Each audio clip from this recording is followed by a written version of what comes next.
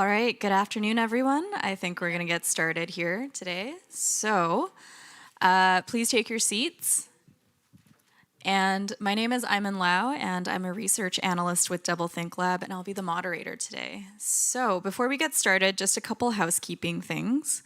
We'd like to remind everyone to please hold on to any questions that you may have throughout the session until the very end, after all our panelists have spoken. We do have a designated Q&A session. And if you'd like to connect with any of our panelists after the session, you can speak to either myself or David Green.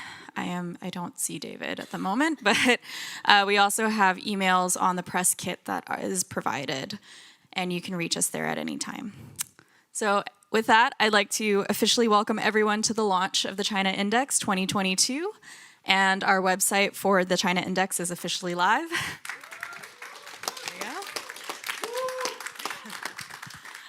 And so today, we are joined by Doublethink Lab Chair Puma Shen, who will share research takeaways and discuss highlighting areas of resilience and exposing patterns of PRC influence in different regions and discussing domain-specific takeaways. And we also have joining with us our CITW experts and regional partners who will discuss their experiences and takeaways from the China Index 2022. So we have Shazeb Jilani, who will discuss Pakistan, Sorin Ionita from discussing Ukraine, Martin Thorley discussing the United Kingdom, and Didi Kirsten Tatlow discussing Germany.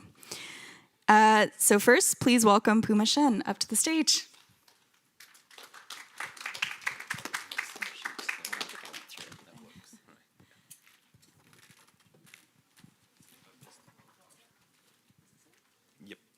I think I'll go back to the little bit. Okay, so I think it's my pleasure today to show our findings of China Index. And I apologize, I mean, someone have already heard of it during the opening. I have to say that again. But I mean, we got lots of media today, so I think it's better that we could explain the methodology and the findings of this China Index. So China Index is the product from a conference, I mean, hosted here, the China in the World. And it's hosted by us, Doublethink Lab. So the goal of Doublethink Lab is to strengthen democracy through enhancing digital defenses. And for this conference, China in the World, we're trying to build up the global network of all the stakeholders, like from think tanks, local experts, policymakers, scholars, who all study all the PRC influence since 2019. And then, I mean, to expand and to really talk about, I mean, Chinese influence operation, we need someone to help us to develop some indicators that could measure the real Chinese influence operation. So this is our index committee that tried to help us. And we actually have 99 indicators that could measure the Chinese influence operation all around the world.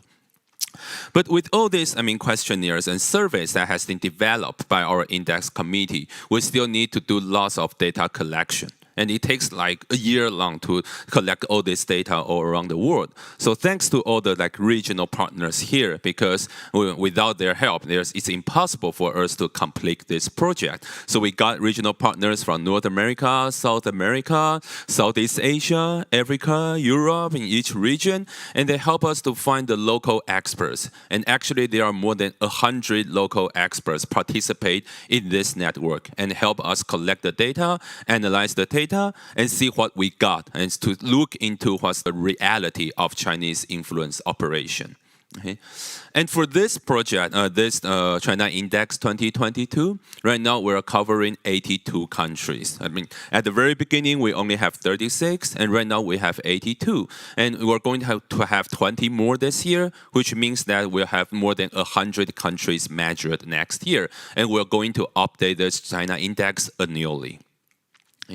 So this is the website is already online, so you can definitely check that. Here's the URL. So this is how the websites look like. You could see the world map over there, and the red color means that these are the countries that are already measured, and then if you see some like deep red color over there, it means that that country has been deeply influenced by China.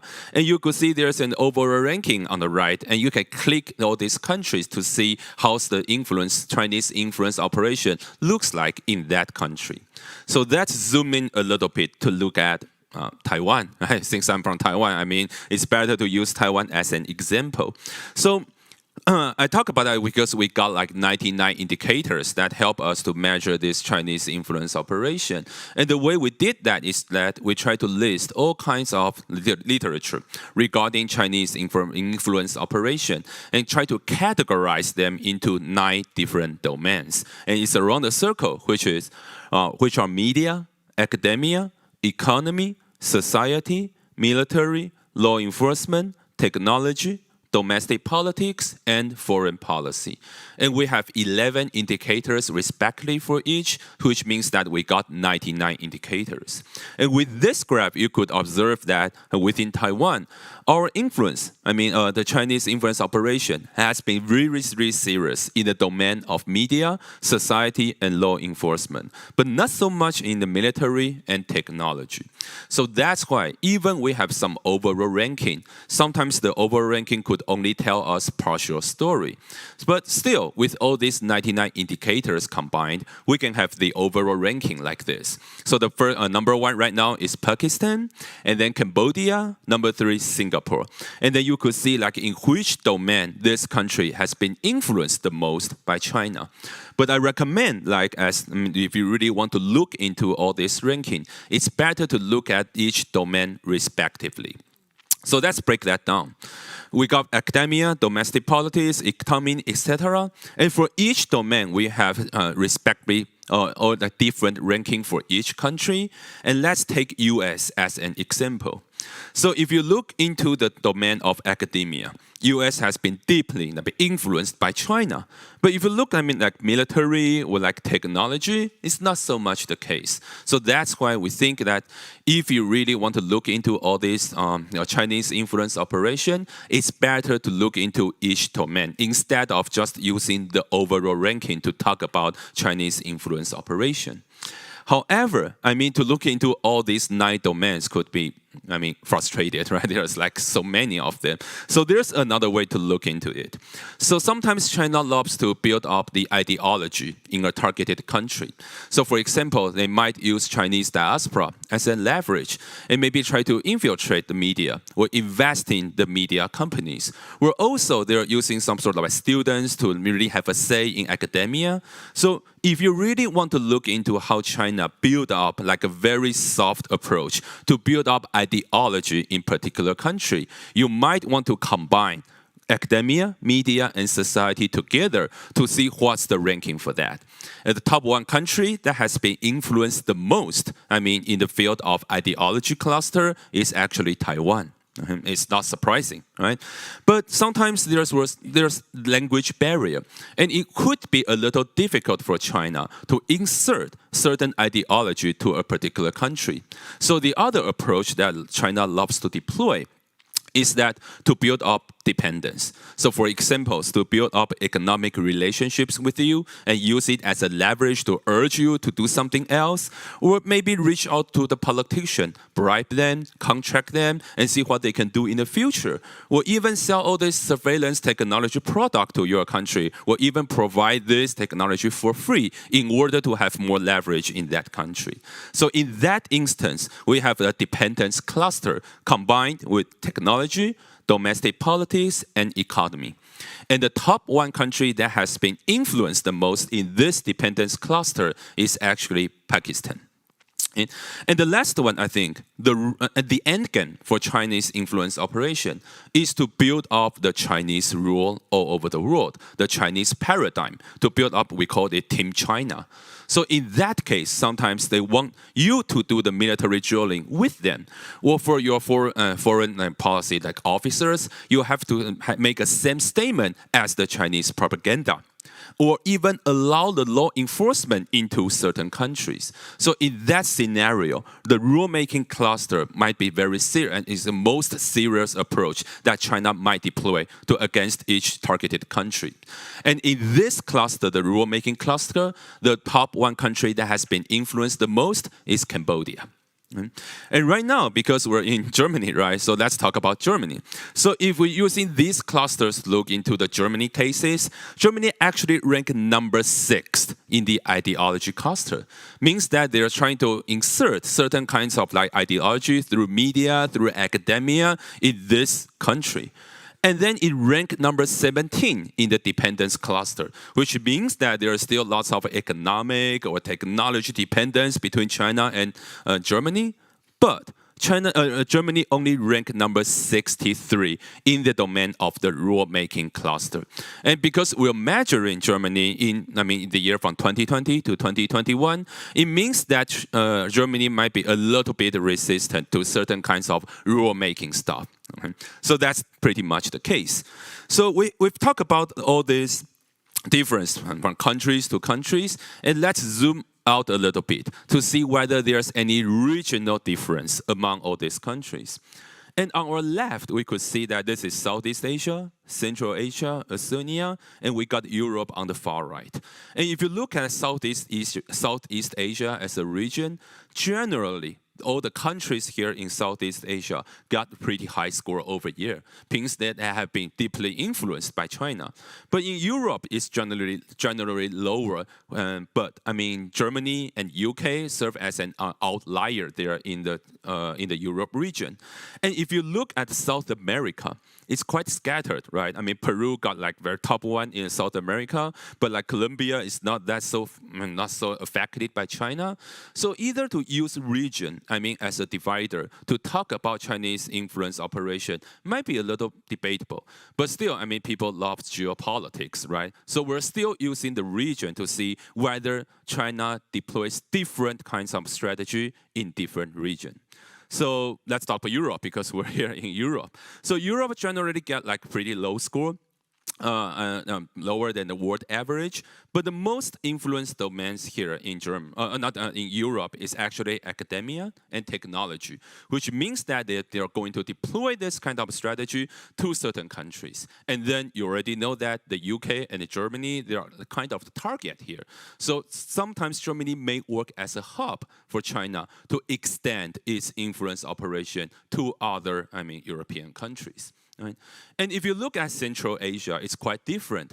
The most influenced domains here is still technology, right? But we got economy, foreign policy, and law enforcement, which means that they are not just building dependence here in this region. They also wants to build up Team China here, right? With the law enforcement, also with the foreign policy. And then we got Southeast Asia. It's much higher. I think it's the highest region within all this data we collected. And also, there is still influence in the domain of technology, economy, and law enforcement. And the reason why the score is a little bit higher than the Central Asia, I think it's because that there's a more Chinese diaspora in this region, which means that China got more leverage in this region, which they can have wield its influence among all these, we think it's like victims of Chinese diaspora, and use them as a leverage, maybe have a say in politics or in any domain that we collected. Yeah. So I think that's enough for all this regional difference. And this is like some details that I want to talk about. Is that if you look at the variance score for each domain, actually you can see that in the domain of domestic politics, it's quite low. It's only 16%. And what does that mean? It means that domestic politics, this approach, has been generally applied to each country. It's not that scattered. It's not that skewed. Means that if you look into all this Chinese influence operation, they always love to reaching out to politicians and to have a say, or use it as a leverage. Right? But if you look at law enforcement, technology, and media, it's quite, above 20, which means that they only use the media or technology approach, or even law enforcement approach to certain region or to certain nation. So for example, if you look into the data from the law enforcement, you would know that they only use law enforcement as a strategy in like Oceania and Southeast Asia, and a little bit Central Asia, but not so much in other region. So we can still like the regional difference from region by region, and that's the data could tell us. So, I mean, the explanation could be that because the United Front Work Department, they are building up all this network, no matter which country you are. So they're always using United Front Work network to reach the politician, to reach the the officials from MOFA, and make sure they have some connection. I mean, that's a basic strategy they love to deploy. And originally, I mean, the best strategy that China loves to deploy is using economy as the power. But however, because I mean, during the pandemic, China is a little bit weakening in economic, so that's why they, I mean, have more symbolic words through foreign policy, or using, I mean, domestic politics as the domain that they really want to focus on. So the last thing that I want to mention here is that we talk about the difference between each countries. We talk about the regional difference. And then we want to like go back to the 99 indicators, that all these questions that our index committee created. Because among all these questions, we could divide these questions into 3 different layers: the pressure, the exposure, and the effect. And the logic is that, so let me take media as an example. So if we ask whether in your country the media company has been invested in by China, or even China owned the media company in your country, that's the question about exposure. Right? And then if we ask the questions about whether the journalist in your country has been harassed or threatened by China, and that would be the question of pressure. And sometimes we ask the questions about whether the reports, the media reports from your country in crucial moments, does that align with Chinese propaganda? And that will be the effect questions. So with all these 99 indicators, we could categorize all these questions into 3 different types. And the reason we did that is because, let's take the US as an example again. If we are using, if we look into all these different layers, it would have this, the graph like this. US has been exposed to China quite a bit, like 41%, but got lots of pressure from China, which is 91%. I think it's the top in the, in the whole countries we measured. But only have fewer effects. So the shape and trajectory would like this. And the reason we're having this graph is like we can look into whether there's any country look like the US, and which means that China is deploying the same strategy against all these countries. So we're not using region as the divider. We're using these 3 different layers as a divider to see whether we can group all these countries in a very different way. And I think that's it's not maybe not a better strategy, but that's a strategy that we can really deconstruct, or to look into the logic of Chinese influence operation. So let's see. There are like several countries look like the US in the top left corner. Australia, Sweden, UK, Japan, United States. They all look the same, right? Some sort of exposure, lots of pressure, but fewer effects. But also we can have other countries like Cambodia. Right? They got little bit of exposure, but almost like 0 pressure, or like less than 10%, but got lots of effects in that countries. So that's how we could like grouping all this country into 6 or 7 different clusters. And we all have all this data because our data is transparent. It will be online. It's already online. You can download it. You can play with all this data, and you can see whether you can dig into to look into the logic of Chinese influence operation. And the other thing that I want to mention here is that we can also find if there's any correlationships between all these different factors. And this is just like math, but if it's above 0.5, it means that we got strong relationships. So here's the result. We found out that there's a correlationships between exposure and effect, which means that if one country has been exposed to China more, the more effects we've seen. Right? But it's just a correlation. We're not suggesting that there's a causal relationship. And the funny thing here is that the pressure. There's almost like no correlation between the pressure and effect. And sometimes if the country got more pressure from China, sometimes they got less effect, for this influence operation, meaning that pressure might not be an ideal approach for China, but they're still using that. right? And I mean, the possible explanation could be that maybe the department over there does not really aware of this kind of ineffectiveness. That could be one explanation. But the other explanation that we provided in our report might be that sometimes they pressure other countries just wants to stabilize their inner society. So they don't really care about there's any beneficial outcome from all this pressure effect. They only care about whether they could stabilize its own society with all this pressure imposed. Okay, so this I think is a very interesting findings that we got. And sorry, I said it was the last thing I want to mention, but I just realized there's one more thing. So one more thing is that, is there any way, because we're providing all this China index data, and we're going to update it annually, but can we use this data as a predictor, or can we predict or foresee the future trend of Chinese influence operation? Right? Because we need an alert system. We really want to look into what China wants to do in the future. Right? So we think, so comparing our data to other data provided by other organizations, we found some interesting results. First, the PRC imports as percentage, which means that if we see there's more PRC imports in certain countries, and we find more influence in our ranking. So the investment by China could be a predictor of the future trend of Chinese influence operation. And we also look into the FDI, the foreign direct investment from China, that is provided by AEI. We found the correlation between this index and the ideology cluster, academia, society, and media. So I'm not saying that, China is investing the academia and society and media, but still, with all this index combined, we might say that investment by China is still a good predictor for us to see whether there's more and more influence operation in certain country. And also, lots of people might imply or argue, especially the researchers or scholars, saying that the size of Chinese diaspora might be important for us to predict or to talk about Chinese influence operation.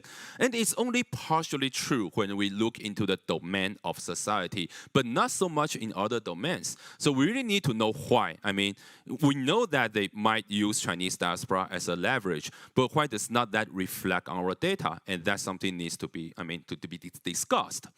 And the other thing, this is the last thing that I want to mention, is that we already talked about the pressure approach implemented by China, and it's quite ineffective. But we could look into the data and see which country got more pressure from China. And we found out that if the country got higher GDP or GDP capita, they actually got more pressure from China. And then if the country got less corruption, and then they got more pressure on China within our data. So that's quite interesting. And the last thing here is that if they're pressured by China, they dislike China more. So that's something that maybe China really wants to think about, right? So that pretty much ends this presentation. But I just want to say thank you so much for all the regional partners and local experts that help us to do all this analysis or the data collection.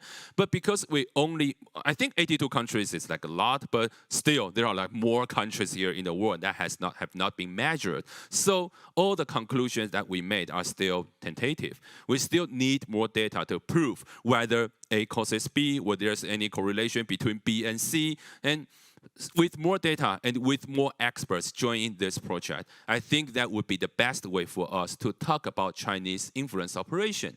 Because all the audience or all the researchers among the CITW groups, we are talking about Chinese influence operation like all the times.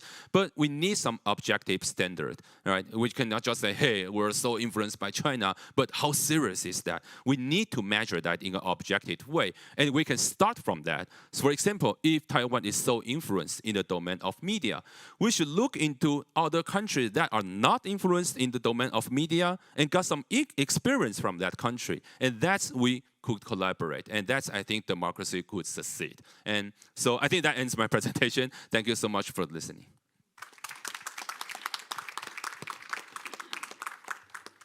And so Puma often doesn't need an introduction because he's so formidable, so that's why I completely forgot his biography. So, very quickly, Dr. Puma Shen is the chairperson of Doublethink Lab, vice president of the Taiwan Association for Human Rights, and has focused heavily on disinformation and local tracking of privacy violations, and has published several papers regarding Chinese information operations in Taiwan and the US.